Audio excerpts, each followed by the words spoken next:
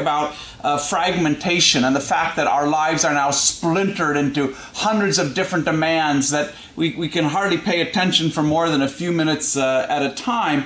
And in the book you say we need to have the willpower to resist the temptation of this fragmentation, which makes it, first of all, sound like there's something here that we're actually complicit in, that we enjoy being distracted and something new intervening in our consciousness every few seconds. As human beings, we love, you know, a bright, shiny object. But you're also saying that we actually maybe have the power to resist that. And I can tell you on most days, as I look at all my emails and everything else, it seems like an irresistible force. So talk about the temptation, talk about what do we do to kind of hold it at bay. Well, you know, I think that for many of us is what we see, you know, in terms of the future right now. The bit that we see most is fragmentation and technology. And, you know, it was really interesting, Gary, when I was writing the book, and it took me a couple of years, and, you know, I had these 40 companies involved and 200 people around the world. I mean, you know, it was quite a collaborative effort, a big collaborative effort. It was a real collaborative endeavor. And, you know, when I wrote the book, as I was getting towards the end of it and thinking more and more deeply about it, I really came to this point that you're saying, which is, what do we do about it? And oddly enough, you know, I ended up turning to philosophy. In fact, I used the philosopher Kostenbaum quite a lot, because I really came to the conclusion, both looking at my own life and the life of others around, and of course traveling as much as I do, that actually it is about choices, and it's about hard choices as well. And one of the things I wanted to tell my MBA students, and I want to tell my children, and I want to tell your children, is actually, you know, there was a time, and it's probably, Gary, even our lives, where we could expect the institution that we were in to make wise choices for us. I mean, in fact, if you think about all the old theory about institutions, they were there, in a sense, to provide, you know, a framing for individual behaviors.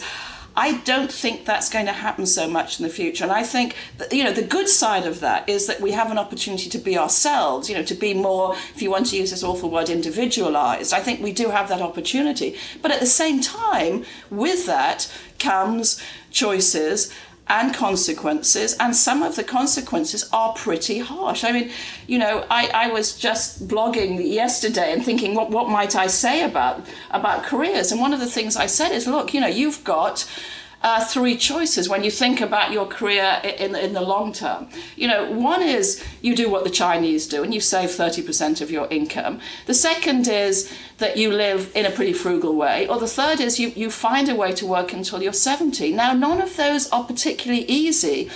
But frankly, if we think that governments are going to make it easy for us, or large companies are going to make it easy for us, they're not going to. I do think that this has to be the age of understanding. I think we, as individuals, all these connected people, need to understand that it's not always going to be governments or large companies who tell us what's best for ourselves. It's not always in their interest. In a way, what you're saying is that we have been infantilized by our institutions. We have this kind of learned helplessness that they'll be there to take care of retirement. They'll be there to do the career planning. They'll be there to help me, you know, build my skills. And you're saying that this new world is both liberating, but in some ways kind of very scary. Because, you know, one of the things is I read the book and, you know, yeah, we have 5 billion people connected, but every one of those people is now my competitor, right? Yeah. And so, yeah, we can all jump online, we can collaborate in these wonderful projects together, but the scary thing is that my vocation is somebody else's avocation, and they may be willing just to, you know, get online and provide the value, I'm right, for free just because it's fun. So yeah. It's a world that's both kind of very enticing, but seems kind of Darwinian and harsh in another sense as well. Yeah, I agree with you, actually. I mean, I think, you know, you and I, for years, and you very eloquently have talked about how organizations need to change, but they did provide a place of sort of safety, you could say, for people. And I agree with you. I mean, I see it in my own son, who's very keen to be a journalist. He's competing with every other smart writer in the world. I mean, you and I write books, Gary, and how many times do we meet people almost on a daily basis who say, oh yeah, I write a book as well. I mean, you're absolutely right. Liberation brings immense opportunities for creativity, but it also means it's really hard to get your voice heard. And that's why I think, especially for the next generation, the one that's coming after us, generation, the X's, the Y's, the Z's, whatever we're calling them, that come after them, I think that they just have to think a lot more hard and more realistically about the world that they're living in. And it seems to me that individuals and also networks and groups need to make some smart choices for themselves. And in the book, what I try to do is to describe the shifts that I think, each one of us should be making if we're going to have a fulfilling, happy, satisfying, interesting life with regard to work.